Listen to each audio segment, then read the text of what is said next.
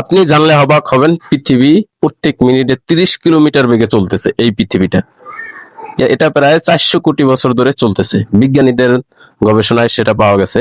এই পৃথিবীটা প্রত্যেক মিনিটে 30 কিলোমিটার বেগে চলে এবং সেটি 400 বছর ধরে চলতেছে।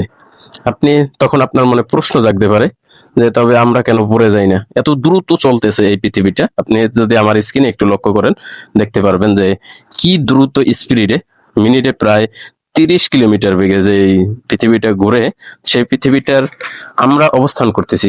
আপনি এখন যে আমি যেখানে অবস্থান করতেছি, আপনি যেখান থেকে এই ভিডিওটা দেখতেছেন, এখান থেকে আপনি কেন পড়ে যাচ্ছেন না? এটার একটা পাওয়ার আছে, পৃথিবীর একটা শক্তি আছে। যে এই শক্তির কারণে, যেমন ওই যে সেই গল্পর থেকে আপনি মনে রাখবেন যে আপেলের গল্প, সেই আপেলের গল্প, যে আপেলের গল্প যেটা আপনার প্রত্যেক মিনিটে দেখেন, আপনি এতটা স্পিডে ঘুরে। আমরা আমেরিকা থেকে ইউরোপের যে দূরত্ব, সেখান থেকে নিউটন শহরে যেতে মাত্র 4 মিনিট সময় লাগার কথা। এত স্পিডে যদি আপনার ঘুরে, তবে আপনি পড়ে যান না কেন? এর একটা প্রশ্ন, আমরা কেন পড়ে যাচ্ছি না?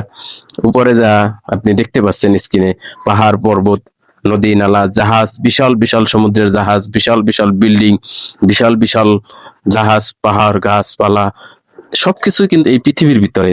তারপর এই পৃথিবীটা এত দ্রুত গতিতে ছুটা, সেই মহাসাগরে পানি, সবকিছুই, কিন্তু এটা কেন পড়ে যাচ্ছে না? সেটার একটা পৃথিবীর একটা পাওয়ার আছে। সেই পাওয়ার শক্তির ডেমোক্রেসির কারণে আপনি একটু লক্ষ্য করলে বুঝতে পারবেন যে সূর্যর চতুর্পাশে যখন ঘুরে, তখন এটা কিন্তু একটা তার নিজস্ব কক্ষরেখায় ঘুরে, এমন স্পিডে ঘুরে, খুব স্পিডে। আপনি যদি একটু স্ক্রিনে লক্ষ্য করেন, দেখুন কতটা স্পিডে ঘুরতেছে। এতটা ঘোরার পরও আমরা কেন পড়ে যাচ্ছি না? আমরা কেন এই যে এত কিছু চলার পরও আমরা কেন পড়ে যাচ্ছি না? এটার একটা প্রশ্ন থাকে, সকলের মাঝে একটা প্রশ্ন থাকবে। কিন্তু ওই যে আপনি দেখবেন যে পৃথিবীতে যা কিছু পড়ুক না কেন, আপনি একটু লক্ষ্য করবেন যে উপরের দিকে কিন্তু কোনোটাই যাচ্ছে না, শুধু নিচের দিকে যাচ্ছে। কেন যাচ্ছে? ডেমোক্রেসি একটা পাওয়ার, পৃথিবীর যে একটা শক্তি আছে, সে কারণে সেটা সে ধরে রাখছে। দেখবেন আপনি যদি কোনো জায়গায় যান, লাফ দেন, দেখবেন বাংলাদেশ, তাহলে আমরা যে ঘুরতেছি বাংলাদেশ, আমরা এখন বাংলাদেশে আছি, আমরা ইউরোপ আমেরিকায়, তো সে তাহলে রাত থাকার কথা। এটাই স্বাভাবিক। পৃথিবীর গতি অনুসারে সূর্য চতুর্পাশে যখন ঘুরবে, তখন আপনি দেখবেন যে সেখান থেকে ঘুরে যখন আবার বাংলাদেশের দিকে মুখ করবে, সূর্য চতুর্দিক থেকে যখন আলো দেয় কিন্তু।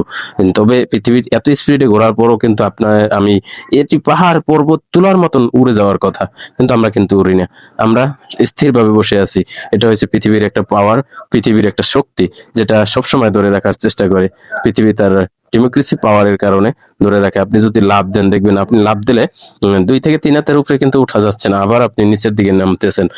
দেখবেন মহাশূন্যে যখন যায়, বড় বড় জাহাজগুলান যদি আপনার নদীতে, সাগরে, মহাসাগরে চলার পথে, দেখবেন যতই ঝড় তুফান আসুক, এটা কিন্তু নিচের দিকে যাচ্ছে, উপরের দিকে যাচ্ছে না। এত ওজন, এত শক্তিশালী একটা পৃথিবী, সেটা চতুর্দিকে আপনি যদি একটু আমার স্ক্রিনে লক্ষ্য করেন, দেখতে পারবেন। আরো একটু লক্ষ্য করলে দেখতে পারবেন যে সেখানে সূর্যের চতুর্পাশে যে গ্রহগুলো আছে, এই গ্রহগুলা যদি আপনি লক্ষ্য করেন, যে পৃথিবী, মঙ্গল, বুধ, বৃহস্পতি, প্রত্যেকটি গ্রহ তার নিজস্ব কক্ষপরেখায় ঘুরতেছে, এবং এতটা স্পিডে নিয়ে ঘুরতেছে যে প্রত্যেক মিনিটে 30,000 কিলোমিটার গতিতে যে ঘুরতেছে। 30 কিলোমিটার গতিতে ঘোরার যে একটা প্রতিশ্রুতি, সেটা আপনি স্ক্রিনে লক্ষ্য করলে দেখতে পারবেন কতটা স্পিড নিয়ে তারা চলাফেরা করতেছে। তারপরও পৃথিবীর আজব বিজ্ঞান আমাদেরকে, আমরা বিজ্ঞানের মাধ্যমে যেটা দেখতে পাই, সেটা হলো যে বিজ্ঞান নানান গবেষণা করে এটাই প্রমাণ করছে যে পৃথিবী ঘুরে, সূর্য কখনো ঘুরে না। কেননা সূর্য হচ্ছে পৃথিবী থেকে 13 লক্ষ গুণ বড়। তার ভিতরে আছে চন্দ্র, এক একটা গ্রহ। সব থেকে ছোট্ট গ্রহ হচ্ছে পৃথিবী, সেটা তার নিজস্ব কক্ষরেখায় ঘুরে।